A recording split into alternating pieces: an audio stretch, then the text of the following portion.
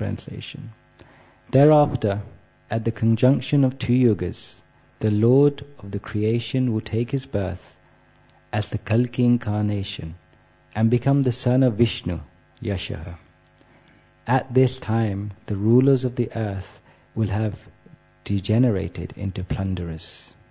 Purport by His Divine Grace Srila Prabhupada. Srila Prabhupada ki jai. Here is another foretelling of the advent of Lord Kalki, the incarnation of Godhead. He is to appear at the conjunction of the two yugas, namely at the end of Kali Yuga and the beginning of Satya Yuga. The cycle of the four yugas, namely Satya, Treta, Dwapara and Kali, rotates like the calendar months. The present Kali Yuga lasts for 432,000 years, out of which we have passed only 5,000 years after the battle of Kurukshetra and the end of the reign of King Parikshit. So there are 427,000 years balance yet to be finished. Therefore, at the end of this period, the incarnation of Kalki will take place as foretold in the Srimad Bhagavatam. The name of his father, Vishnu Yasha, a learned Brahmana, and the village Shambhala are also mentioned. As above mentioned, all these foretellings will prove to be factual in chronological order. That is the authority of Srimad Bhagavatam. Om Jnantimirandasya Jnananjana Shalakaya Chakshurun Militam Yena Tasmai Shri Guruve Namaha.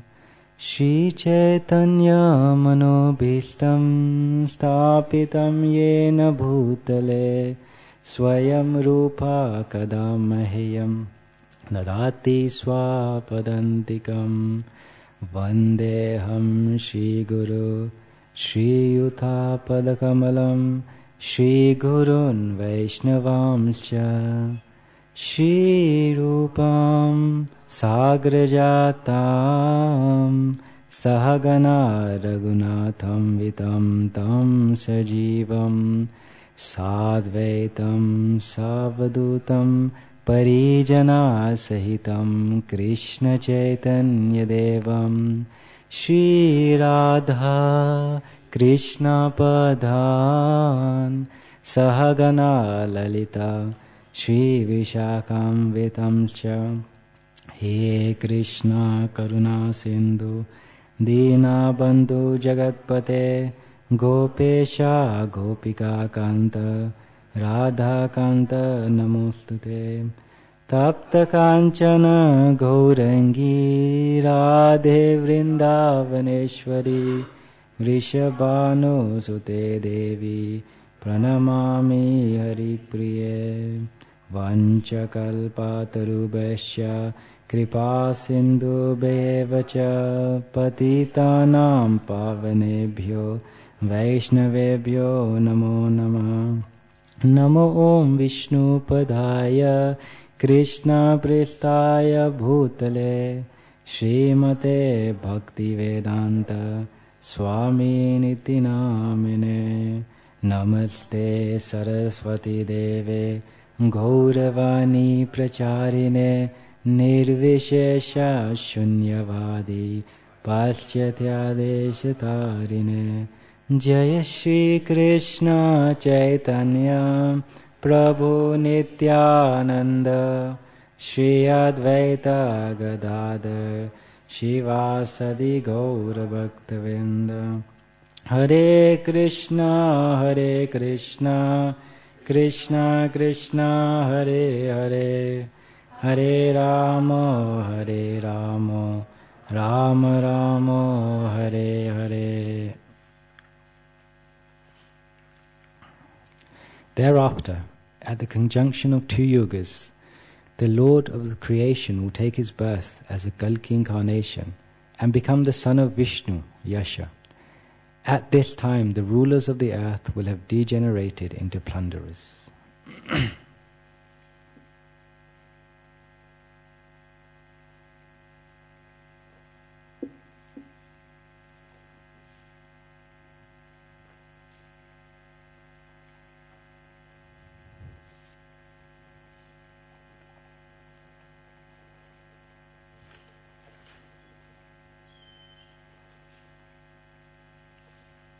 Hare Krishna, everyone. So I'm very happy to be here with you all today on this very auspicious day of Srivas Thakur's appearance day.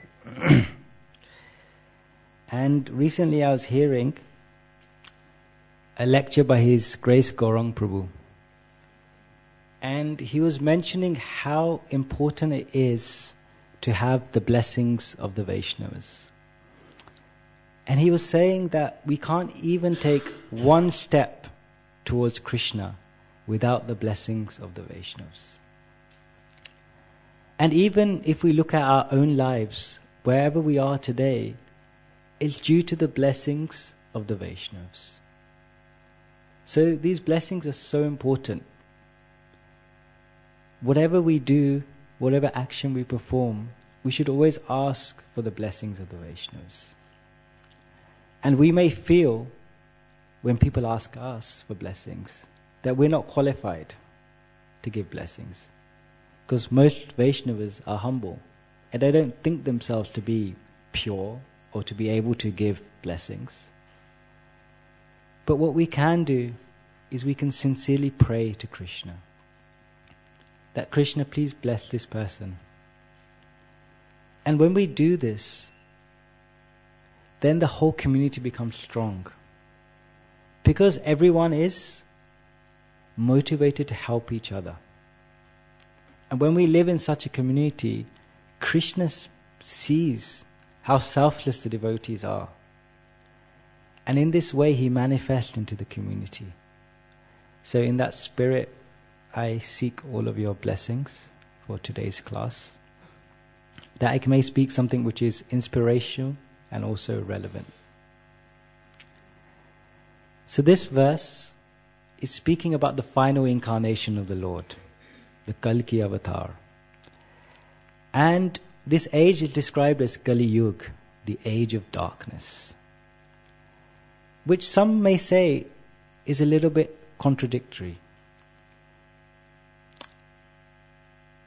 Some of you may know that I fly planes. I'm a pilot. And I don't fly the big ones. I just fly a small little plane. And when I was doing my night training, you are taught that initially when you take off, you just look at the instruments. You don't look outside. You just look at the instruments and you see these little instruments which are lit by very small lights. And until you get to about 1,000 feet, and then you look outside.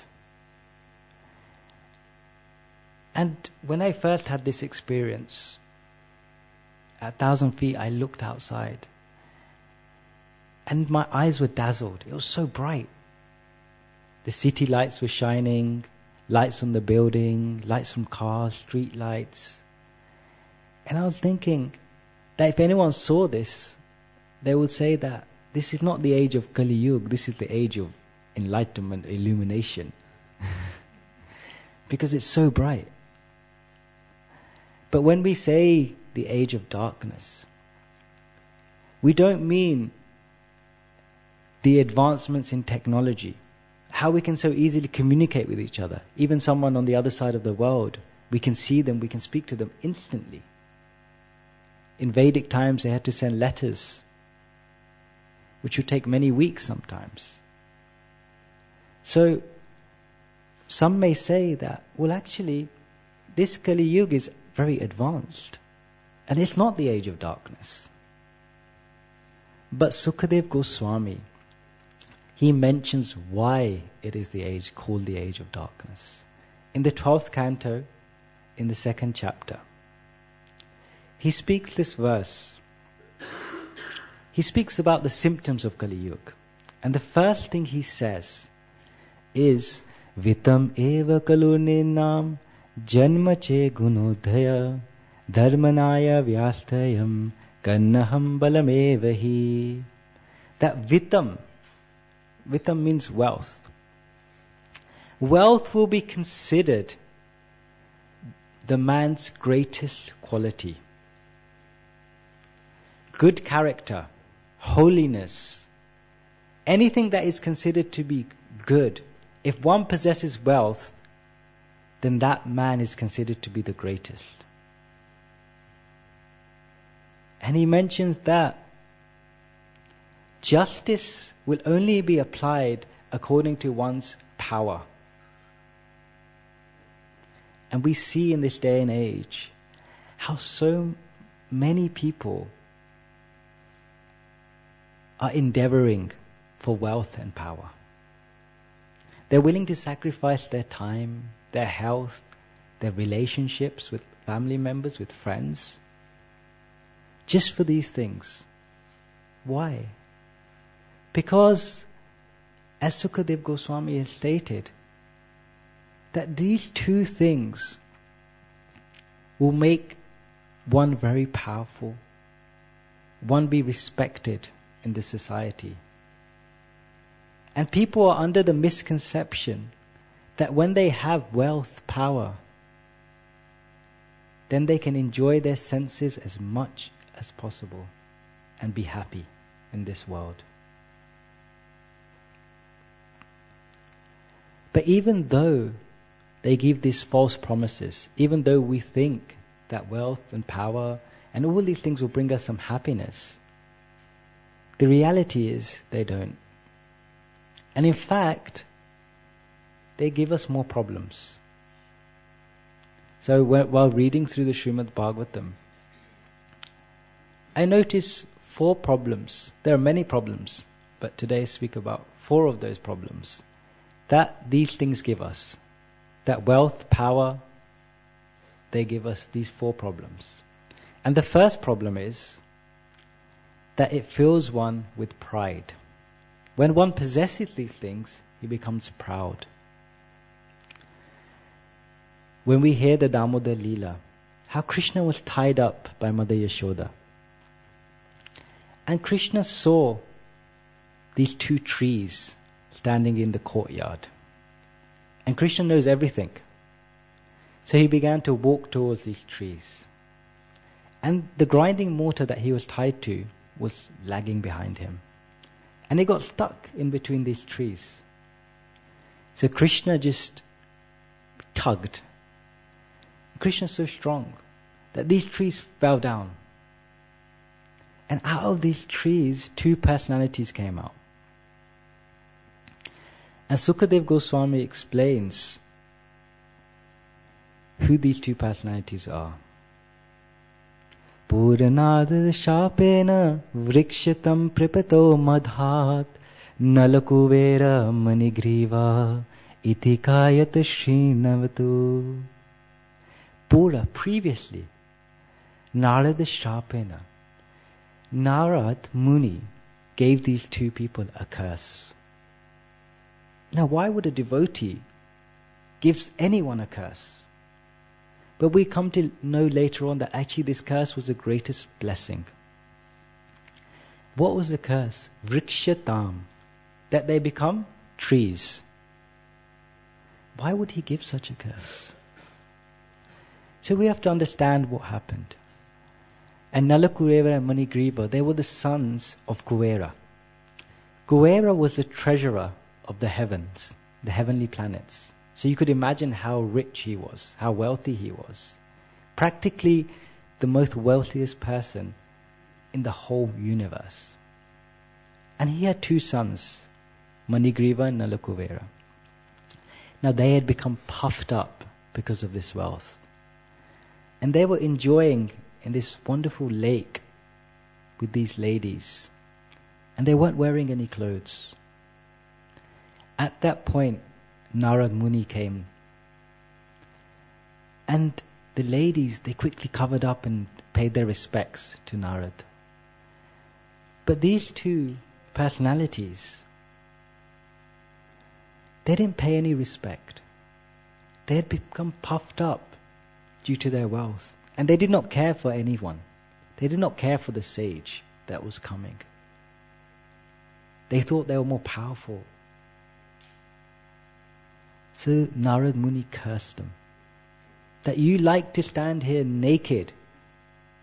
You can stand naked as trees in the material world, in the earthly planet.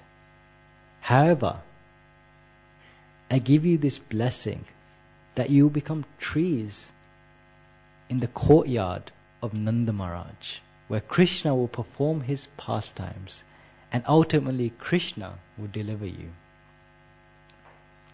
So we can see how this pride affects. We hear it again and again. Sri Chaitanya Mahaprabhu said this verse, Trinadapi suni cheva, taroriva sahishuna, amanina manadena, kirtaniya sadahari. That one should be more humble than a blade of grass, more tolerant than a tree, offer all respect to others and expect none in return. And we hear this again and again and again. And why is it so important that we are humble? It's because we see the Srimad Bhagavatam teaches us again and again and again that when people become proud, not just of their wealth, but of their knowledge, of their birth, of them becoming a devotee, they ultimately fall down. Because when one is proud, he demands respect. When one is proud, he cannot learn from others because he thinks he knows everything.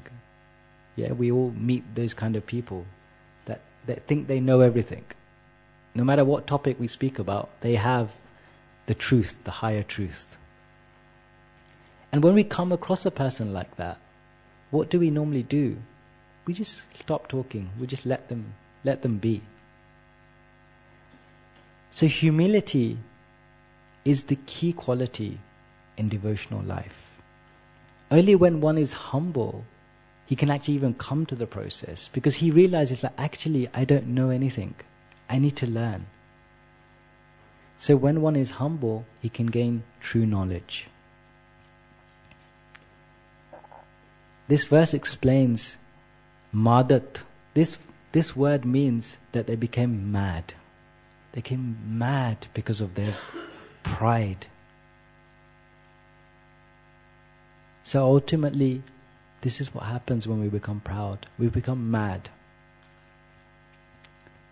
The second problem it causes is, even though we want it to make us happy, even though we want wealth, power to make us happy, to please the senses, it actually brings us distress.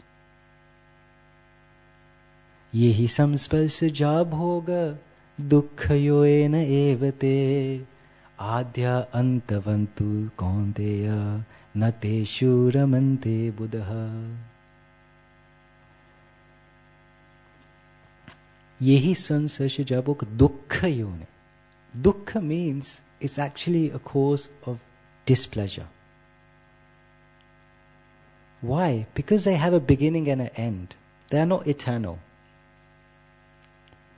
We may possess something in this life, but when we leave our body, we have to leave it behind. What is eternal is our spiritual life. Whatever devotional practice we perform, that is carried on to life after life after life. And it's never lost. Krishna explains that in Bhagavad Gita. So we can see through the pastimes of Krishna how this wealth, how this power, it causes distress. There was one personality, and he was a devotee of the sun god. His name was Satyajit. And he had performed many austerities, done a lot of devotion. So the sun god was so pleased with him. So he wanted to give him a gift. So he gave him the Samataka jewel. So one day, Satyajit, he walked into Dwarka wearing this jewel. And when the residents of Dwarka saw him, he was shining so bright that they were blinded. They couldn't directly look at him. So they ran to Krishna. And Krishna was there, he was just playing dice. And they said, Krishna, Krishna, we know so many personalities come to see you. But today the sun god himself has come. And Krishna smiled and he said, that isn't the sun god. That's Satyajit. So Satyajit, he went to his home in Dwarka And he got this gem, this jewel, installed by the Brahmanas. And it said that this jewel every day used to produce so much gold. So one day Krishna went to his home. And he said to Satyajit that please give this jewel to the king, King Ugrasena. But Satyajit, he was so much attached that he said he refused. He refused to give it to Krishna. So Krishna didn't say anything and he went back to his palace. One day, Satyajit's brother decided to take the jewel out. So he wore it round his neck. And he went on his horse into the jungle. There a lion saw the jewel and desired to have it. So he killed Satyajit's brother. And he took this jewel into a cave. And within this cave, Jambavan was living. Jambavan was a very powerful personality. He also featured in the Ramayana. So when he saw this lion with a jewel, he killed the lion. And he gave this jewel to his son as a toy to play with. And when I was reading this, I was thinking that when we don't have knowledge of how powerful something is, we don't tend to appreciate it. We take it for granted. And that is why Srila Prabhupada encouraged us so much to read his books. Because when we have knowledge, when we understand how fortunate we are to be in this process, then we can appreciate it. But because he didn't know, he just gave it to his son. He just gave this jewel to his son and was playing as a toy. When Satyajit's brother didn't return for a few days, Satyajit became very distressed, thinking, what's happened to my brother? Why hasn't he come back yet? And then he began to think, Krishna must have killed him.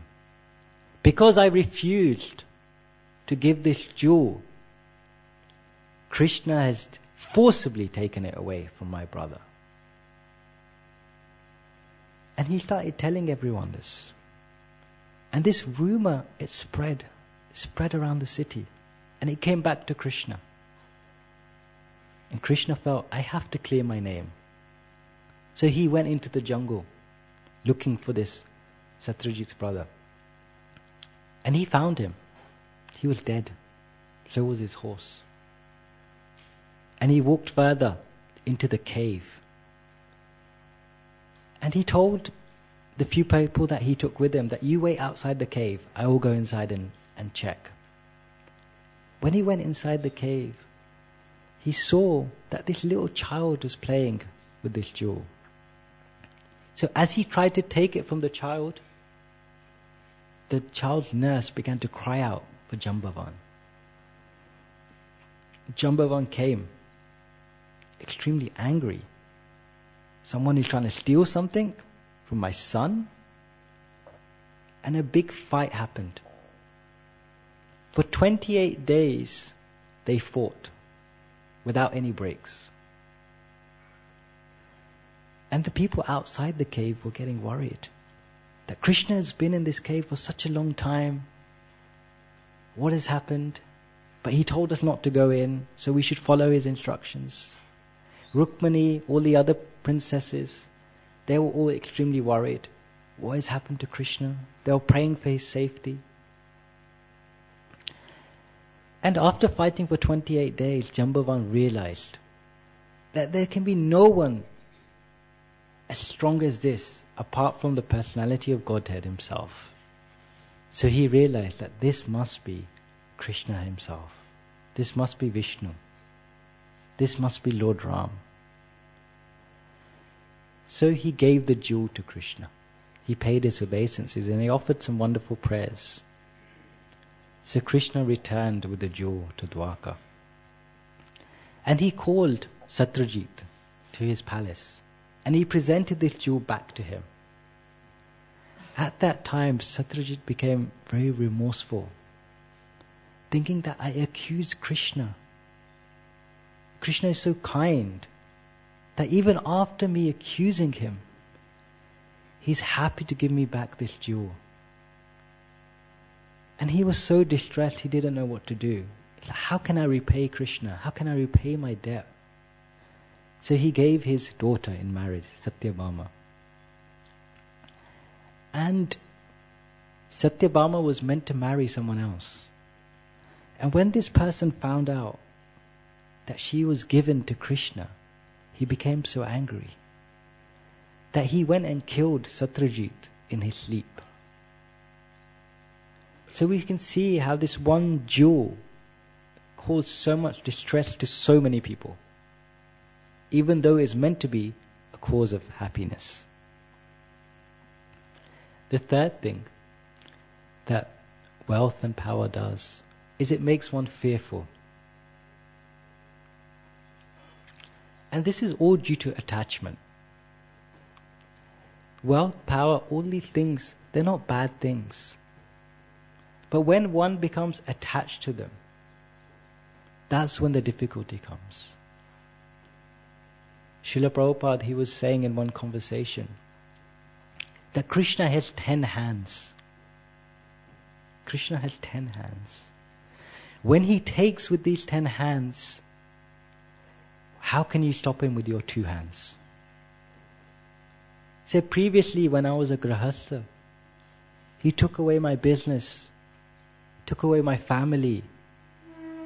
When I came to America, he took away my Bhagavatam, my typewriter.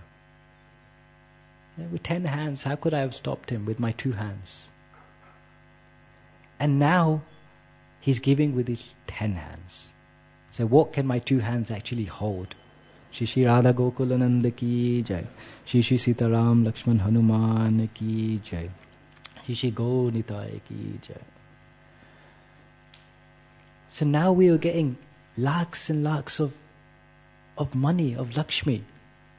And how can we hold it in our 2 hands? So it's like this. We have this fear of losing things when we're attached. But if we realize that everything is happening according to Krishna's will, then it doesn't matter. Then we are not fearful. We see throughout the course of history, in the Ramayana, in the Mahabharata, how so many people conspire to get these things. Mother Keke, how she conspired so that her son could take the power and Lord Ram could be banished. How Shakuni, Duryodhan, how they conspired to try and kill the Pandavas. So the third aspect is that it makes one fearful. Because wherever there is wealth, wherever there is power, there's always some conspiracy for someone to try and take it from you. The fourth problem is it causes one to lose their intelligence. Krishna explains in the Bhagavad Gita how one loses his intelligence. Just one way. Dhyayato vishvayam pumsa sangaste supajayate sangat sanjaya kamat krodho bijayate krodho bhavati sammoha smriti viprabha smriti bhramshad buddhinasham pranashyati. He says initially we contemplate on the object of the senses, and then we form an attachment to them. When we form an attachment to them, lust develops.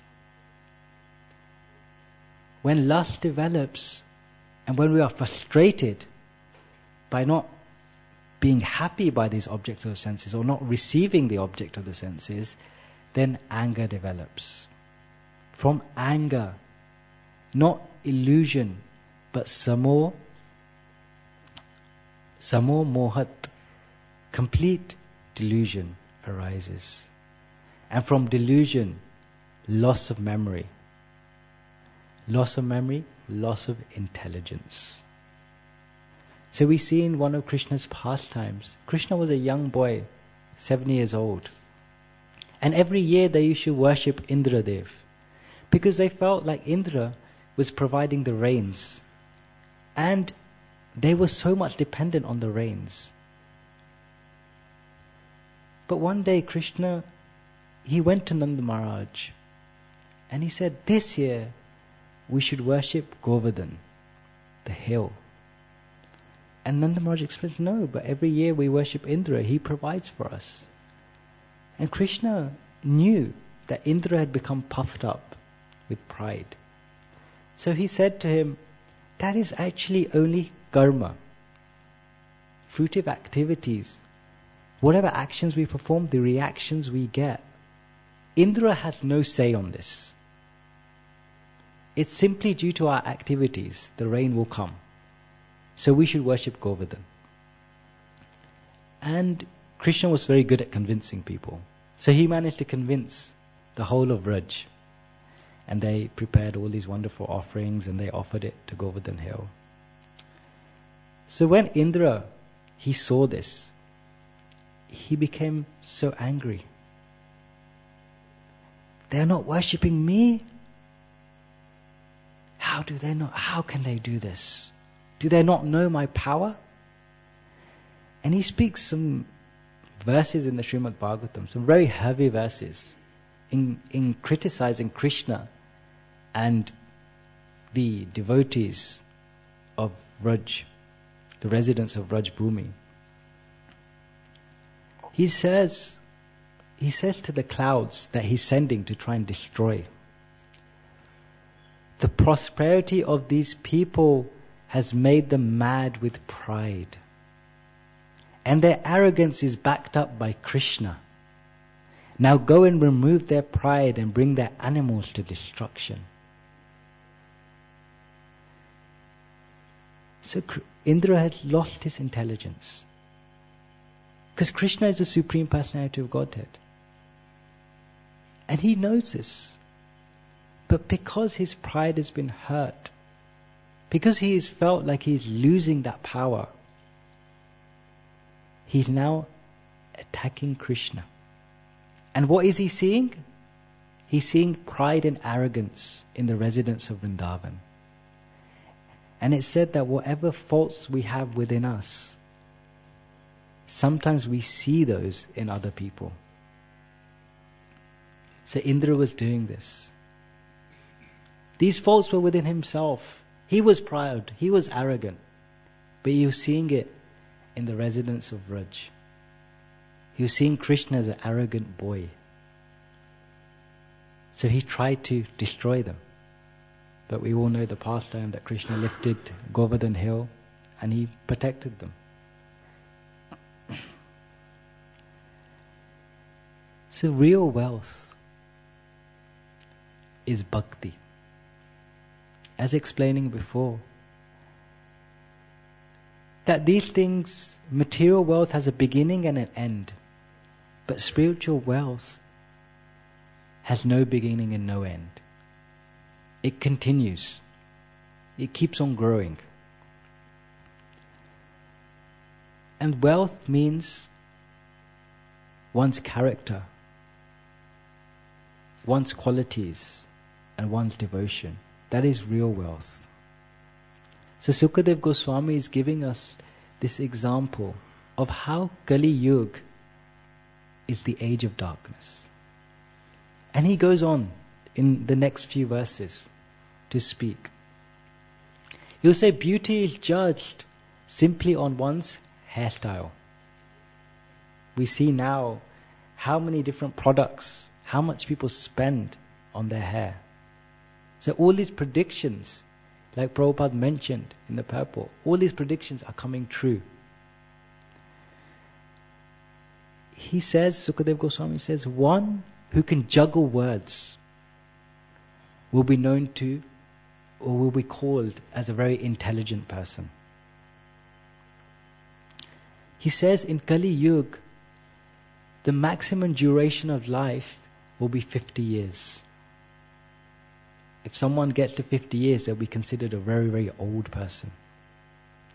Marriage will be arranged simply by verbal agreement. We can see that now in the other cultures. It's only in the Vedic culture where we actually do a sacrifice, where we invite Krishna to come in the form of the fire. But in all other religions, it's simply a verbal agreement. And sometimes it's not even a proper ceremony. People just agree that they'll live together and consider that as a marriage. And ultimately what will happen as Kali Yuga progresses, because as Srila Prabhupada said that we're only a few thousand years into Kali Yuga, but as it progresses, it says that the politicians, the kings will become more and more corrupt. And the taxes will be so much that people can't afford to live in their homes anymore. People will go to the forest. They'll be struck by so many natural disasters because of the yajna stopping to satisfy all the devatas. And at that time, Lord Kalki will appear, as stated in this verse. He'll have a horse. He'll ride on a horse throughout the earth planet. This horse is called Devadatta. With a sword in his hand, he will destroy all the miscreants. Paritranaya sadhunam vinashaya ch duskritam. He will destroy all the miscreants. And after killing all the miscreants, those people, those saintly people who are in the forest, will smell the chandan and the tulsi emanating from his lotus feet. And once they smell this divine smell, their heart will become purified. And then again they will repopulate the world. And that will be Satya Yuga. Sukadev Goswami in the 9th canto, he mentions 2 qualities that everyone in Kali Yuga will possess. He says, Kalo janmishanam nam dukkha shokha tamo nudham anugraya bhaktanam supunyam vastadayo yashaha. Dukkha and shoka. These 2 things everyone will possess. Dukkha is sadness and shoka is lamentation. So it seems like this age is a very difficult age to be in. It seems like we are very unfortunate to be in this age. But this verse explains why we're actually the most fortunate. It says that to show causeless mercy, Krishna descended just before Kali Yuga, just so that we can remember his pastimes. And by remembering his pastimes, this dukkha and this shoka will go very far away. Kalo doshe nidhe rajan asti eko mahan guna kirtanya eva krishnasya mukta sangha param vrijit. This Kali Yuga may be an ocean of faults, Sukadeva Goswami is saying. It may be an ocean of faults. But there's one great thing about this age. Simply by performing the kirtan of Krishna, one can go back to Godhead. The process is so easy. And who made this process easy? Gauranga Mahaprabhu and his associates. And today is the appearance of one of his very dear associates, Srivas Thakur. So why are the Panchatattva so important? Se Panchatattva mili pritiyasya pura prema bhagane mudre udigdar pancha mili lute prema kare asvadhana yata yata piya trishna bhade anukshena. When Krishna came, he was the embodiment of love and devotion. But it's explained in this verse that love was sealed. But when Sri Chaitanya Mahaprabhu came with his associates, they broke open the seal of the storehouse of love, of transcendental taste for Krishna. And it said that the more they tasted it, the more their thirst grew. And I was listening to a class by His Grace Gauri Prabhu, he gave here last week. And he's speaking the importance of taste, Rupa Goswami. He speaks so much about taste, that we should all be tasting something when we're doing devotional service, when we're chanting the holy names, when we're in kirtan, when we're doing some service. And if we do not have that taste, that means that something is going wrong. And we should analyze why we are not having that taste. So the Pancha Tattva, they're so important because they made this process so easy. And Srivas Thakur, it's explained, Srivas Adiyata Koti Koti Bhakta Gana Shuddha Bhakta Tattva Madhe Tansabhira Gana. That of all the Vaishnavas, of all the pure devotees, Srivas Thakur is the leader. And who was Srivas Thakur? Srivas Thakur is explained, Srivas Pandito Dhiman Ya Pura Narada Munihi Purvata Kyo Muni Bharvo Ya Asin Narada Priyaha. Srivas Thakur had previously been Narad Muni. So he is the incarnation of Narad Muni. And it's explained he was one of 4 brothers. So he had 3 other brothers, Sri Ram, Sripati and Sri Nidhi. And previously they lived in a place called Sri Hata. And then they moved to the banks of the Ganges. When they moved to the banks of the Ganges, they started to go to the house of Advaita Acharya. And Advaita Acharya every day used to run discourses on Srimad Bhagavatam. And they used to be chanting of the holy names. There Srivas Thakur, who was married to Malini Mataji, he became friends with Jagannath Mishra and Sachi Mata. And they became very close friends. And it's explained that due to Srivas Thakur's devotion, he understood that Krishna was about to appear in the house of Jagannath Mishra. So they became great friends, and they gave much advice on parenting when Sri Chaitanya Mahaprabhu was in the womb of Sachi Mata. And then Gauranga Mahaprabhu was born. And at that time it's explained that even though Gauranga Mahaprabhu showed so many different exhibitions that he was the Supreme Personality of Godhead, Jagannath Mishra, Srivas Thakur were covered.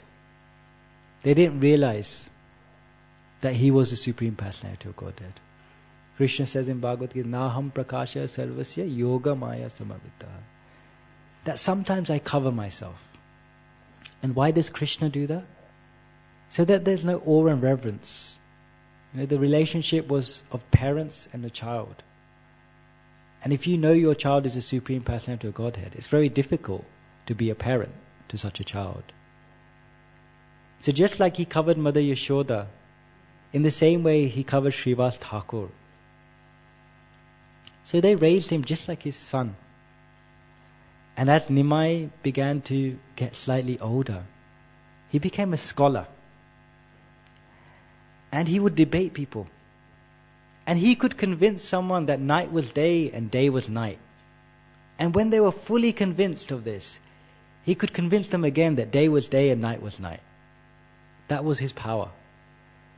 So Srivas Thakur, he saw this. And he thought, maybe Nimai is getting a little bit proud of his education. Maybe he's getting a little bit proud of his knowledge. So he asked this question. Why do people study? And he said, Srivas Thakur asked the question, but he also gave the answer. He said that real study equates to devotion to Krishna. If you've actually learned something, then begin your devotion of Krishna. Otherwise, all other studies simply a waste of time. And when Nimai heard this, he laughed. And he said, by your mercy, Srivas, it will come to be. So Mahaprabhu, he left and he went to Gaya and he took initiation from Ishwapuri. And when he came back, one day he entered into the house of Srivas Thakur in great ecstasy. And he said, Srivas, who do you worship? Who do you meditate on? Now with your own two eyes, see that person standing in front of you. And Gauranga Prabhu walked to the altar and he sat on the Simhasan of Vishnu. And when he sat on the Simhasan of Vishnu, he displayed his four-handed form. Srivas Thakur immediately paid obeisances. Mahaprabhu said, due to your Sankirtan and Advaita Acharya's devotion, I have come from Vaikuntha. Now you may chant my glories. Srivas Thakur said, today my birth, my activities, everything has become successful. And Lord Chaitanya was so merciful that he revealed this form to all the family members of Srivas Thakur. And he called out Srivas Thakur's niece, Narayani. And he said, Narayani, chant the names of Krishna with tears in your eyes. And Narayani instantly said, Hari Krishna. And she started crying. And it's explained that she cried so much that all her clothes were wet. And there was a puddle of water where she was standing. When the family members saw this, they all started crying for Krishna. And it was such a wonderful, ecstatic atmosphere. And at that time, Sri Chaitanya Mahaprabhu asked, who is this lady that brings water for bathing every day? And Srivas Thakur said, that is Dukhi. And Dukhi means someone who's sad. And Sri Chaitanya Mahaprabhu said, from today, she'll be known as Sukhi, one who's always happy. Because when we do devotional service, no one can be Dukhi. Because it's a very happy process. So Sri Chaitanya Mahaprabhu is teaching that whenever we do some service, whenever we're doing some devotional practice, we do it in a very happy way. One day, Srivas Thakur, Nityananda Prabhu actually started to reside at the house of Srivas Thakur. And Malini Mataji treated him like his own son, like her own son.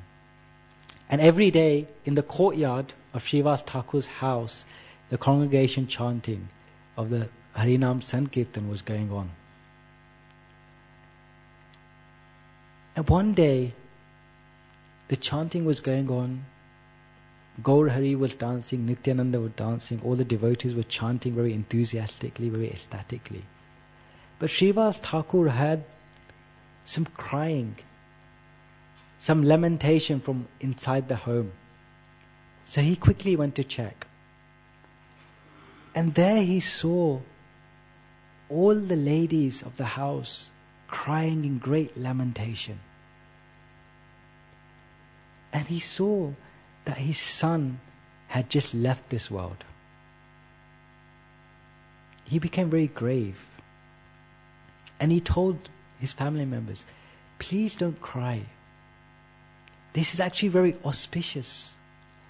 That our son has left this world hearing the names of Sri Hari.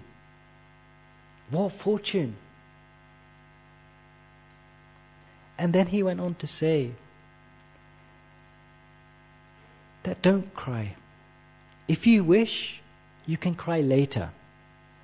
But if your crying disturbs the Sankirtan, the dancing of Sri Chaitanya Mahaprabhu, everyone's heart will break. And at that point, I will go to the Ganges and jump in and commit suicide.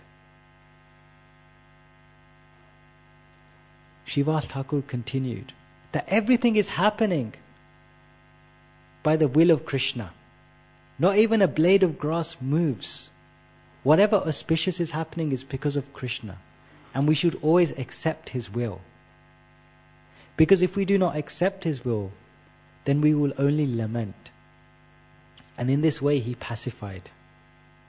He pacified the ladies. And they all went back out and joined the Harinam Sankirtan. Continued to the middle of the night. And as the devotees were all leaving to go to their respective homes, Sri Chaitanya Mahaprabhu, he said to Srivas, "Today I feel like something very sad has happened in this home." Srivas replied, No, my dear Lord. If you are here, how can anything sad happen? It was actually a very nice kirtan. And he said, "No, Srivas Thakur, today I didn't feel the ecstasy I normally feel. Please tell me what happened. I feel like something inauspicious has happened." Srivas said, "You are the personification of all auspiciousness. Wherever you are, that place is auspicious. That place is a holy place. That place is a place of worship. How can anything inauspicious happen?" But as he was explaining this, some of the devotees, they told Gauranga Mahaprabhu what had happened. Gauranga Prabhu said, "How could you not tell me that such a thing has happened in your home? Srivas Thakur, tell me, why didn't you say anything?" And Srivas Thakur, he said, "I couldn't tolerate disturbing your dancing. There's no sorrow. If we all desire to die while seeing your lotus face and hearing the Harinam Sankirtan, what greater benediction is there?" And Sri Chaitanya Mahaprabhu, with tears in his eyes, he looked at Srivas Thakur and he said, "How can I give up the company of personalities like you? Due to your love, you didn't even lament for your own son." At that point, Sri Chaitanya Mahaprabhu, he went into the house. And the dead body of Srivas Thakur's son was there. Sri Chaitanya Mahaprabhu just touched that body. And he began to speak. The son of Srivas Thakur, who has previously left his body, began to speak. He said, "My Lord, I have taken birth and died repeatedly. So many times I have taken birth and so many times I have died. But this time I was actually so happy. Because at the time of death, I was hearing your kirtan and I was seeing your beautiful face." And with this, he left his body. Sri Chaitanya Mahaprabhu turned to Srivas Thakur and said to him, "O Srivas, please do not lament." He turned to all the family members and he said, "Please do not lament. From today, me and Lord Nityananda are your sons." Srivas Thakur ki jai. So, just to summarize, so we spoke about the importance of blessings, receiving and giving. We spoke about the problems with the objects of the senses, things like wealth, things like power, things like fame, how these actually, rather than give us satisfaction, they actually give us many problems. We had some things about the age of Kali Yuga and why it is the age of darkness, but the great benediction of Kali Yuga and the fortune that we all have. And then we also had a few pastimes of Srivas Thakur. So I would like to thank you all very much for your kind attention, for all of your blessings, and wish you all a very, very auspicious Shivas Thakur Appearance Day. Hare Krishna.